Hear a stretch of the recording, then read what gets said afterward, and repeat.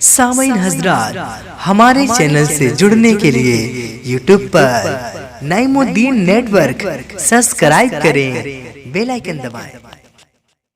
अल्हम्दुलिल्लाह अल्हम्दुलिल्लाहि रब्बिल आलमीन वल आक़िबतु लिल मुत्तक़ीन अस्सलातु वस्सलामु अला सय्यिदिल मुरसलीन व अला आलिहि व अस्हाबिहि अजमईन। अम्मा बाद, औज़ु बिल्लाहि मिनश शैतानिर रजीम, बिस्मिल्लाहिर रहमानिर रहीम।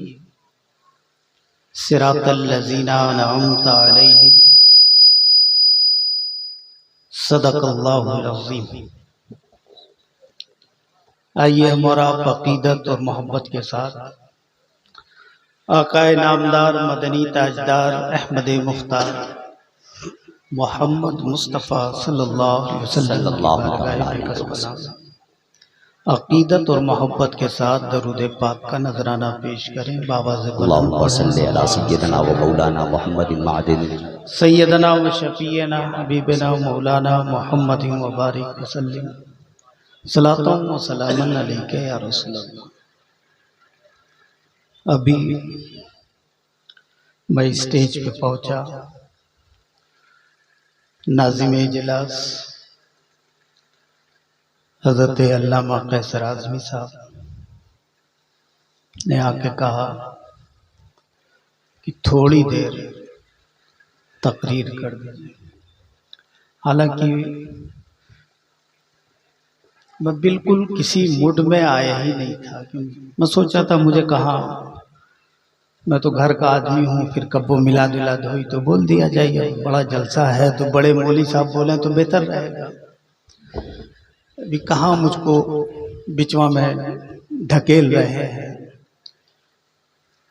लेकिन अब इनका हुक्म था, स्टेज के नाजिम हैं, कंडक्ट कर रहे हैं, स्टीयरिंग इन्हीं के हाथ में है, तो जो कंडक्ट करता है उससे डर लगता है, पता नहीं कहाँ कब मोड़ दे। मैंने कहा भाई ठीक है, जैसा आपकी मर्जी वैसे मैं थोड़ा सा हाजिर आ गया। अब मैं खुद फाइनल नहीं कर पा रहा हूं कि बोलूं तो क्या बोलूं। एक तरफ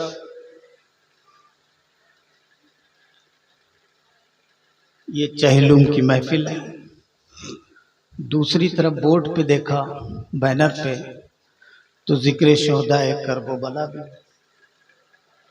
और मिलाद मुस्तफ़ा भी है। अब मैं खुद सोच रहा हूँ, फाइनल नहीं कर पा रहा हूँ कि बोलूं तो क्या बोलूं, लेकिन बहरहाल जब आ गया हूँ और अपनों में हूँ तो कुछ न कुछ तो बोल ही लूंगा, ये सोचकर बैठ गया हूँ। जिक्र शोहदाए करबला ये तकरीबन 1 महीने से हम लोग सुनते चले आ रहे हैं, आप लोग सुनते आ रहे हैं और हम लोग बोलते चले आ रहे हैं। मुहर्रम का चांद दिखता है तो हम सब हुसैनी हो जाते हैं, और मुहर्रम का चांद खत्म तो फिर सब भुला जाते हैं। यही होता है। जैसे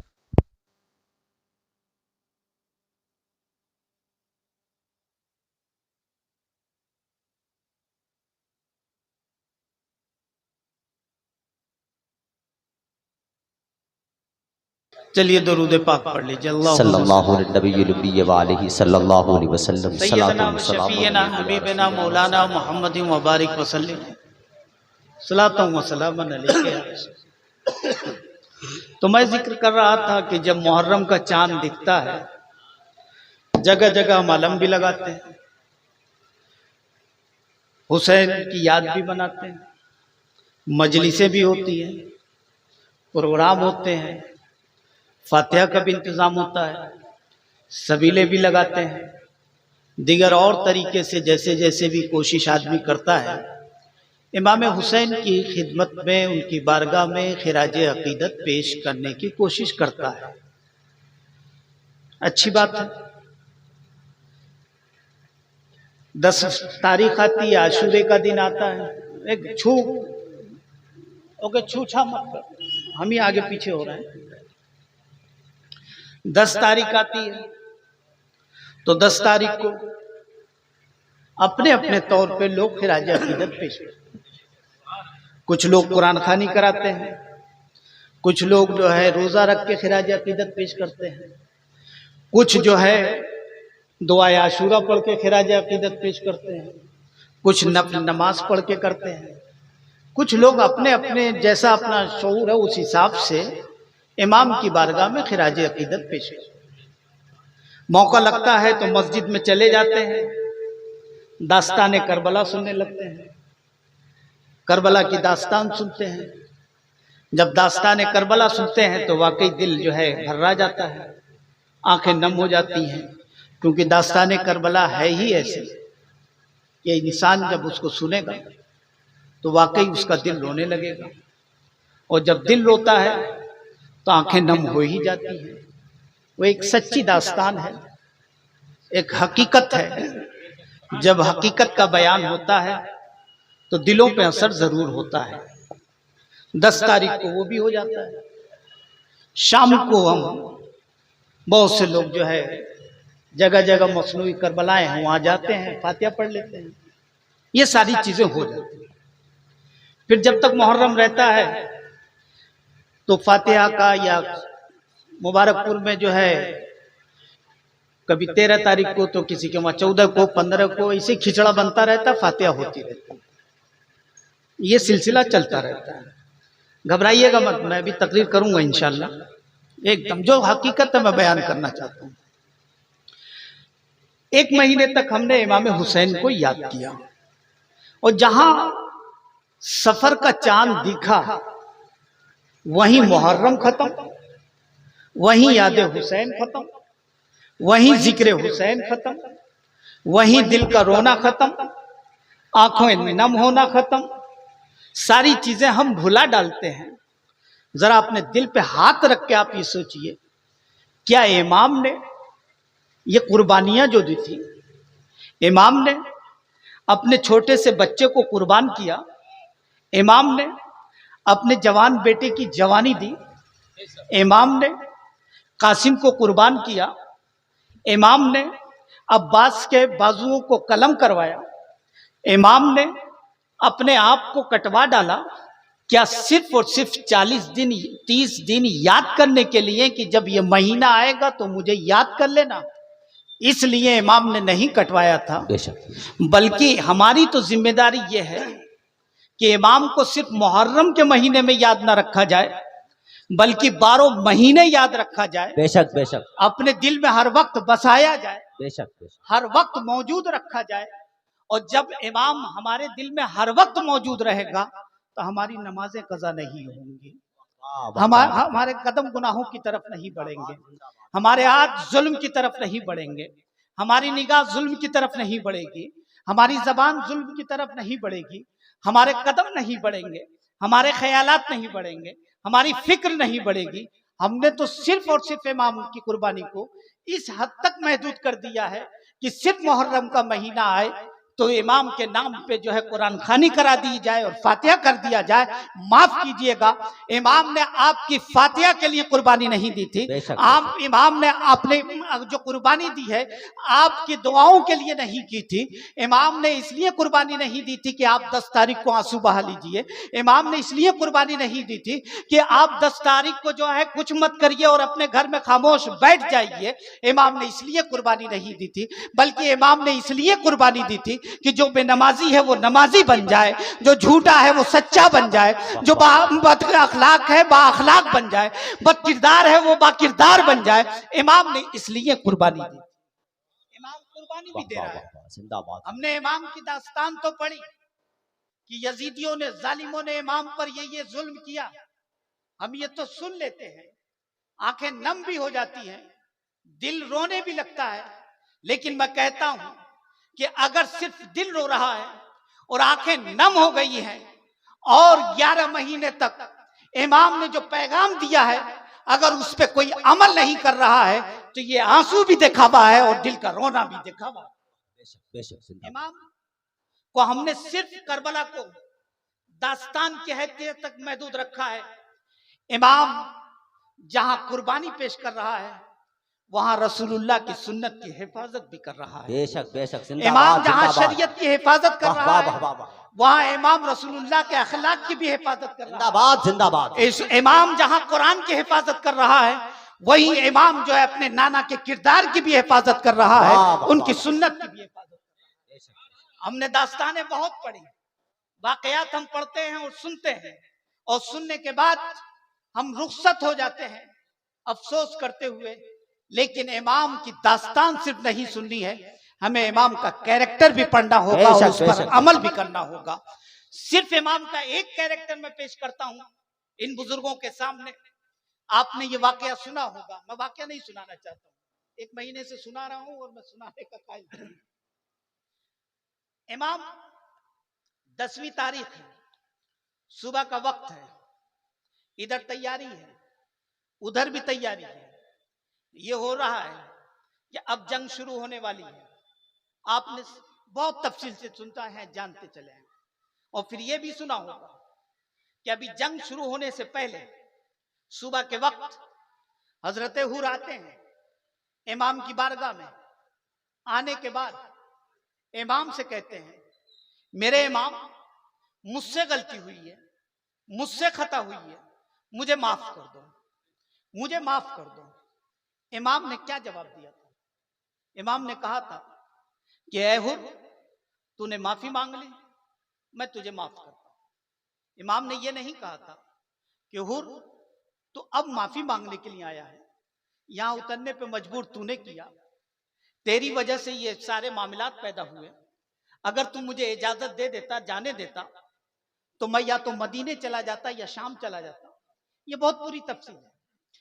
इमाम ने उससे ये नहीं कहा, बल्कि इमाम ये पैगाम दे रहा था, ऐ हुर, तू मेरी बारगाह में आया है, माफी मांगने के लिए आया है, तो मायूस नहीं करूंगा, क्योंकि मैं किसी और का नवासा नहीं हूं, मैं रसूलुल्लाह का नवासा हूं। वाह वाह वाह वाह। मैं रसूलुल्लाह का नवासा हूं। सुभान अल्लाह। इमाम ने माफ कर दिया।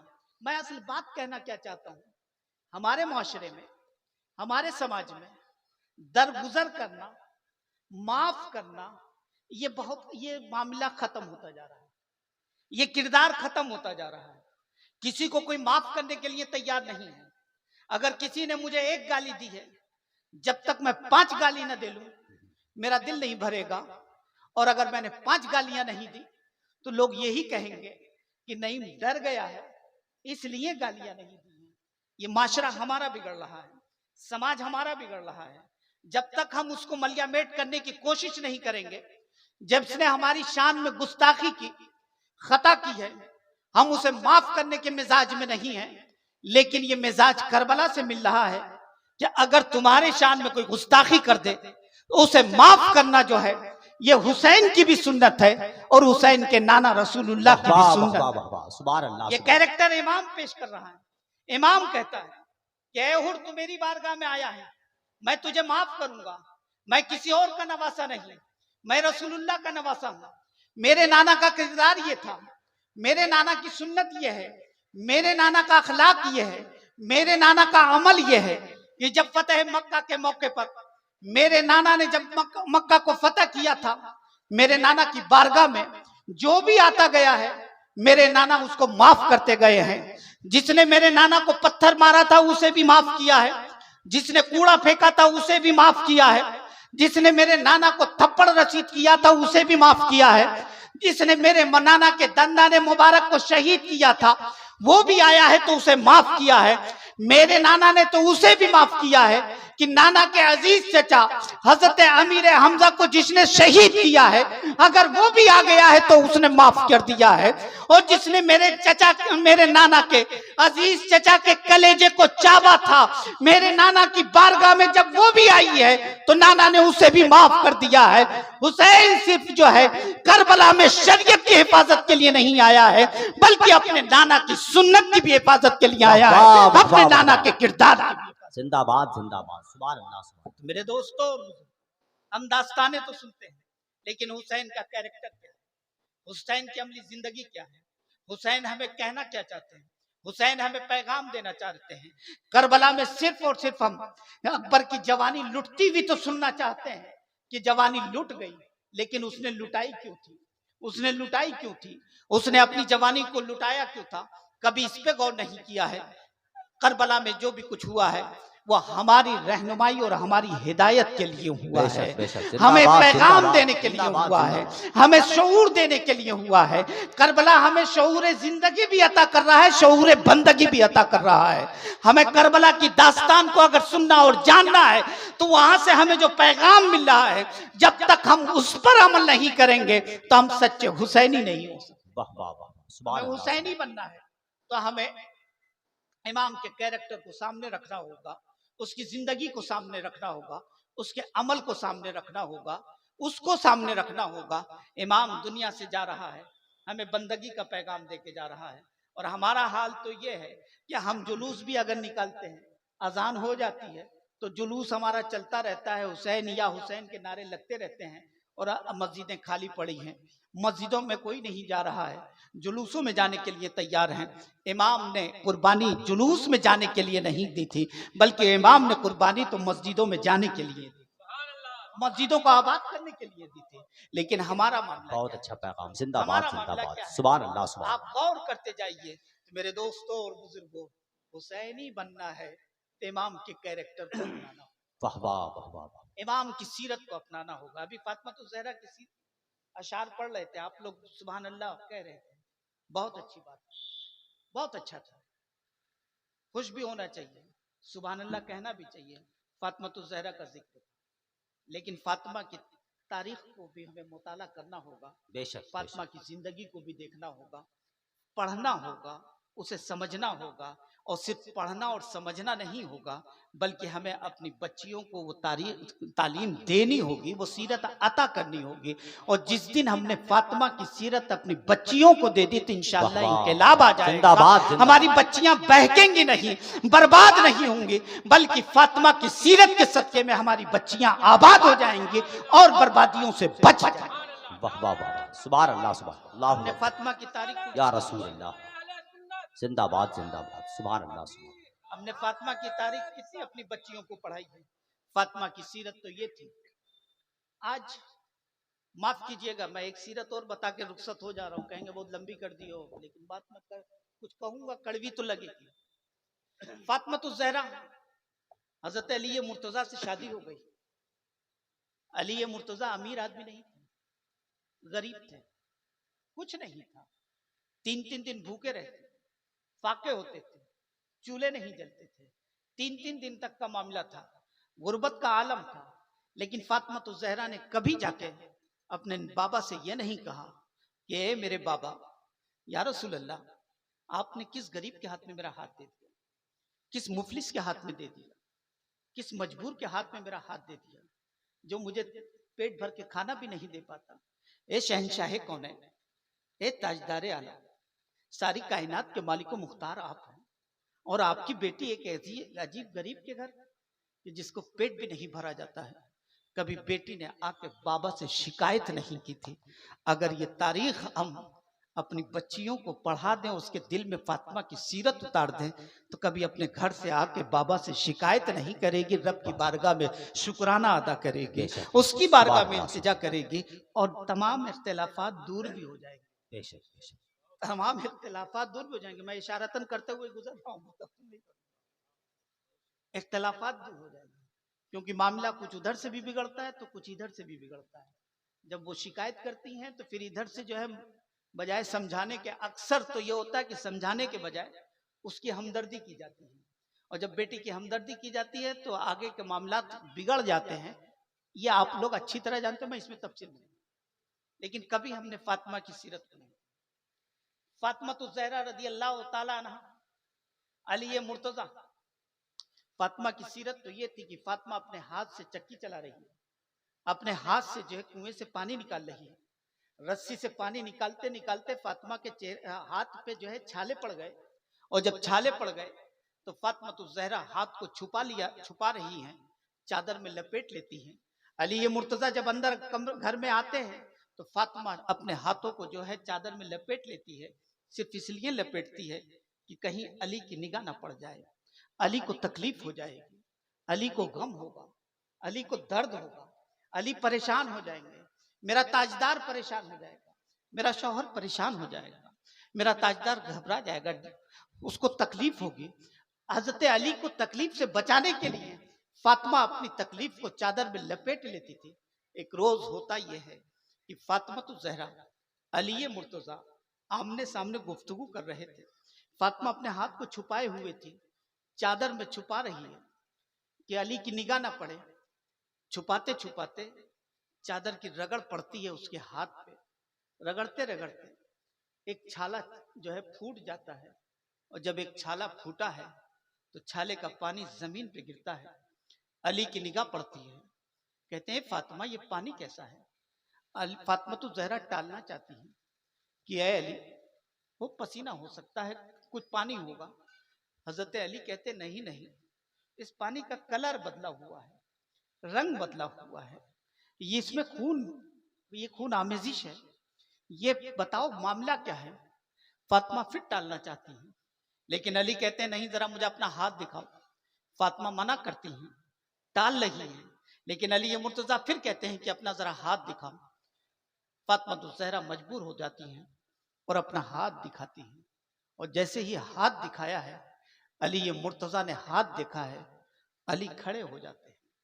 अली खड़े हो जाते हैं और खड़े होके कहते हैं फातिमा तुम मुझे माफ कर देना, फातिमा तुम मुझे माफ कर देना। कल कयामत में मेरे रब ने अगर मुझसे सवाल कर लिया कि तुम फातिमा का हाथ पकड़ के अपने घर तो लेते आए थे, लेकिन उसके तुमने आराम का इंतजाम नहीं किया, इतनी तकलीफों में उसने जिंदगी गुजारी है, तो मैं अपने रब को क्या जवाब दूंगा। फातिमा खड़ी हो जाती है, आंखों में आंसू हैं, रोते हुए कहती है ए मेरे सरताज, मैं आपसे नाराज नहीं हूं, मैं आपसे नाराज नहीं हूं, मैं आपसे खुश हूं। मुझे तो हर हाल में आपसे खुश रहना है, क्योंकि मेरे बाबा ने मुझे ये बताया है कि शौहर की खुशी में रब की खुशी है। तो आप खुश रहेंगे तो मेरा परवरदिगार खुश रहेगा, और मैं अपने रब को नाराज नहीं कर सकती हूँ। अपने रब को राजी करने के लिए मैं हर तकलीफ को बर्दाश्त करने के लिए तैयार। ये तालीम हमने अपनी बच्चियों को कब दी, कब अता की? कहीं नहीं की। फातिमा का जिक्र तो सुनते हैं, फातिमा तो जहरा है, 3 दिन की भूखी है, रात को सजदे में खड़ी होती है, सजदे में जाती है, और जब सजदे में गई है तो सजदा इतना तवील था कि रात गुजर गई। मौज़िन ने अल्लाह अकबर की सदा बुलंद की है, तो फातिमा सर उठाती है। 3 दिन की भूखी है, लेकिन रब से शिकवा नहीं कर रही है। ये नहीं कह रही मेरे घर में चूल्हा नहीं जला, रब चूल्हे का इंतजाम करवा दे, मेरे रब घर में खाने को बच्चे भूखे हैं खाने का इंतजाम कर दे। नहीं नहीं, अपने रब को सजदा कर रही है। इतना तवील सजदा किया है कि रात खत्म हो गई है, मौज़िन ने अजान दी है, अल्लाह अकबर की सदा जब हुई है, तो फातिमा अपना सर उठाती है, अपने रब के हुजूर सर उठा के कहती है मेरे मौला, एक रात तो इतनी लंबी कर दे, तेरी ये बंदी तुझे दी भर के जो है सजदा तो कर सके, जी भर के तुझे सजदा तो कर सके, एक रात इतनी लंबी कर दे। कौन ये तारीख अता फरमा रहा है, ये सीरत कौन दे रहा है, कौन दे रहा है? कोई नहीं दे रहा है। मेरे अजीज दोस्तों और बुजुर्गों, आज जरूरत है, अपने माशरे को अगर संभालना है, अपने माशरे को सुधारना है, अपने माशरे को बनाना है, अपने माशरे को निखारना है, अपने माशरे को बेहतर बनाना है, आने वाले नस्लों की हिफाजत करनी है, तो फातिमा ज़हरा की सीरत को अपनी बच्चियों को पढ़ाना होगा। और जब हम पढ़ाने लगेंगे तो इंशाअल्लाह हमारी नस्लें भी बच जाएंगी, हमारा ईमान और अमल सब बच जाएगा। मेरे दोस्तों और बुजुर्गों, दास्तान सिर्फ सुनने की जरूरत नहीं है, हमें क्या पैगाम मिल रहा है। अली मुर्तजा ने फातिमा से कहा था कि जाओ, जब खैबर फतह हुआ था, कहा था कि जाओ तुम रसूल पाक से जाके कहना, रसूल पाक तुम्हें कुछ अता कर देंगे। फातिमा कहती है कि मैं मांगने नहीं जाऊंगी। किससे मांगना था? अपने बाबा से तो मांगना, अपने वालिद बुजुर्गवार से तो मांगना था। क्यों नहीं मांग सकती? हक था, मांग सकती थी। लेकिन फातिमा कहती है मैं मांगने नहीं जाऊंगी। अली कहते हैं नहीं, जाओ जाओ। अली ने जब ज्यादा जिद की तो फातिमा चली जाती है, रसूल पाक से कहती है या रसूल अल्लाह कुछ अता कर दीजिए, कुछ दे दीजिए। एक आध खादिमा अता कर दीजिए। मेरे आका कहते हैं अगर उससे बेहतर चीज मैं तुझे दे दूं फातिमा तो कैसा रहेगा। सुनिए भाई, तो फातिमा जिंदाबाद जिंदाबाद, सुभान अल्लाह सुभान। फातिमा कहती हैं या रसूल अल्लाह इससे अच्छी क्या बात है, उससे अच्छा कुछ मिल जाए तो क्या है। तब मेरे आका कहते हैं ए फातिमा जाओ नमाज के बाद, हर नमाज के बाद तुम 33 मर्तबा सुभान अल्लाह वाह पढ़ वाह लिया। वाह वाह, सुभान अल्लाह सुभान। खाली हाथ चली आई है। अली मुर्तजा इंतजार में थी कि एक दो खादिमा लेके आ रही होगी, देखा खाली हाथ आ रही, पूछते हैं कि ये फातिमा कुछ लाई कि नहीं लाई। तब कहती हैं मैंने बाबा से कहा था तो बाबा ने कहा कि उससे बेहतर चीज दे दे। मैंने कहा दे दीजिए। बोले क्या दिया है, यही बताया है क्या, नमाज के बाद 33 मरतबा सुभान अल्लाह पढ़ लेना। अली कहते हैं अच्छा एक बार और चली जाओ, अच्छा एक बार और चली जाओ। फातिमा कहती है अब नहीं जाऊंगी। फिर कहते हैं अच्छा एक बार और चली जाओ। जाती हैं, रसूल पाक से कहती हैं या रसूलुल्लाह कुछ अता कर दीजिए। मेरे आका कहते हैं फातिमा अगर उससे अच्छी चीज दे दूं तो कैसा रहेगा। फातिमा कहती हैं हाँ या रसूलुल्लाह इससे अच्छी क्या बात है। कहते हैं अब जाओ उस 33 मरतबा सुभान अल्लाह के साथ 33 मरतबा अल्हम्दुलिल्लाह जोड़ देना, वाह वाह वाह वाह वाह। अल्हम्दुलिल्लाह जोड़ देना। अब फिर आती है खाली हाथ, आई तो खाली हाथ, फिर पूछते हैं अली की कुछ लाई, कहते नहीं लाई, ये लेके आई हूँ। अली कहते हैं अच्छा एक बार और चली जाओ। फातिमा कहती है कि नहीं अब नहीं जाऊंगी। फिर मना करती हैं, फिर कहते हैं कि नहीं अच्छा एक बार चली जाओ। जब जिद करते हैं तो एक बार और जाती है। जब पहुंचते हैं कहते हैं या रसूल अल्लाह कुछ अता कर दीजिए। मेरे आका कहते हैं उससे बेहतर दे दूं तो कैसा रहेगा। कहते हैं बिल्कुल या रसूल अल्लाह इससे अच्छी क्या बात है। तब आका फरमाते हैं कि जाओ अब 34 मरतबा अल्लाह अकबर जोड़ दे। सुभान अल्लाह सुभान अल्लाह। ये जो हम नमाज के बाद तस्बीह पढ़ते हैं, तस्बीह फातिमा वो ऐसे मिली, वाह वाह वो वाह इस वाह। तरीके से हमें मिली है। जिंदाबाद अब जिंदाबाद। फातिमा जब लेके आती हैं, अली कहते हैं चौथी मर्तबा, तो फातिमा कहती हैं अब मैं कतन नहीं जाऊंगी। अली ये मुर्तजा मान गए, खामोश हो गए। मैं यहाँ कभी कभी कह दिया करता हूँ कि वाकई मेरे आका नबी करीम सल्लल्लाहु ताला अलैहि वसल्लम गैबदा नबी की आंखें देख रही थी, कयामत तक उनकी निगाह के सामने था। वो जानते थे कि एक दौर ऐसा भी आएगा कि लोग इसको जो है इसी सुन्नत को याद रखेंगे अली की, बाकी और सुन्नत को याद नहीं रखेंगे। यानी जहेज मांगना, ससुराल से मांगना जो है ये अली की सुन्नत है और उस पर देना रसूलुल्लाह की सुन्नत है। लोग इसको तो याद रखेंगे, बाकी सुन्नतें भूल जाएंगे। तो मेरे आका ने वहां सद्दे बाप कर दिया, ना देकर बंद कर दिया और ये बता दिया कि अपनी बेटी को दुनियावी साजो सामान दे रहे हो देते रहो, लेकिन उससे ज्यादा जो है तुम्हें दीनी चीज देनी होगी जो यहाँ भी काम दे और कब्र में भी काम दे। और रसूल पाक ने फातिमा को देकर ये सिर्फ फातिमा को नहीं दिया है बल्कि कयामत तक आने वाले मुसलमानों को ये दिया है तोहफा कि तुम इससे पढ़ते रहोगे तो दुनिया में भी कामयाब रहोगे, कब्र में भी कामयाब रहोगे। और आज वाह वाह वाह, जिंदाबाद जिंदाबाद। मेरे अजीज दोस्तों, हमें अपनी तारीख को पढ़ना होगा, मुताला करना होगा, देखना होगा। सिर्फ और सिर्फ दास्तानों को सुनने की जरूरत नहीं है। दास्तान सुनने के बाद उससे जो हमें पैगाम मिल रहा है, हमें उस पर अमल करने की जरूरत है। और आज मैं आपसे कह रहा हूं, फातिमा का जिक्र आया है तो मैं बता दूं कि जब हमारी माए बहनें नेक हो जाएंगी तो फिर इतने बड़े जलसे की जरूरत नहीं पड़ेगी, वाह वाह। खुद ब खुद माशरा और माहौल सुभान अल्लाह सुभान अल्लाह सुभान अल्लाह। सुधर जाएगा। कोई जरूरत नहीं पड़ेगी इस्लाही माशरा कॉन्फ्रेंस और जलसों की, कोई जरूरत नहीं पड़ेगी। हमारी माए बहनें, क्योंकि कौम को उरूज बख्शने में, कामयाबी अता करने में, शख्सियत को उभारने में, इंसान को कामयाब करने में जितना अच्छा रोल एक औरत का हुआ करता है और हुआ है, किसी और का नहीं है। कभी वही औरत माँ की शक्ल में इंसानियत को उजागर करती है और एक कामयाबी की राहें दिखाती है, कभी बीवी की शक्ल में दिखाती है तो कभी बहन की शक्ल में दिखाती है। और ये माँ बहनें जब कामयाब होती हैं तो इनकी आगोश में पलने वाला बच्चा भी वो कामयाब होता है और बेहतरीन इंसान। सुभान अल्लाह सुभान।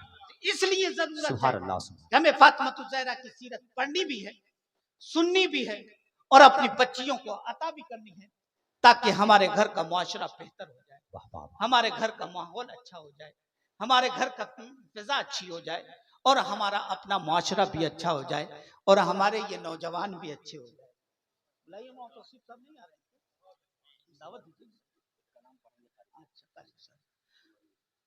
तो इसलिए मैं आपसे कह रहा हूं कि आप लोग अपनी बच्चियों को फातिमा ज़हरा की तारीख, जिस बुजुर्ग की तारीख आप उठा के देखेंगे उस बुजुर्ग की कामयाबी में और वेलायत की मंजिल पे पहुंचने पर के लिए उन बुजुर्ग के पीछे एक औरत का हाथ रहा है।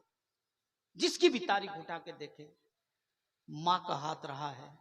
जब माँ नेक हुआ करती है तो उसके आगोश में पलने वाले भी लोग नेक हुआ करते हैं, अच्छे हुआ करते हैं। तो इसलिए जरूरत है हमें जहां इस माशरे को सुधारना है, उस माशरे पे भी तवज्जो देनी होगी, उस माशरे को भी संवारना होगा, बेशक बेशक। उस माशरे को भी बनाना होगा, उस माशरे को भी बेहतर करना होगा। देखिए, आपके खुसूसी खतीब हजरत मौलाना तौसीफ रजा साहब तशरीफ ला रहे हैं और उनके आने से पहले शायद कारी साहब भी कोई कलाम पेश करेंगे। मैं अपनी गुफ्तगू यहीं बंद करता हूँ और इंशाअल्लाह कभी मौका मिला तो फिर गुफ्तगू होगी। वमा अलैना इल्लल बलाग। अस्सलाम।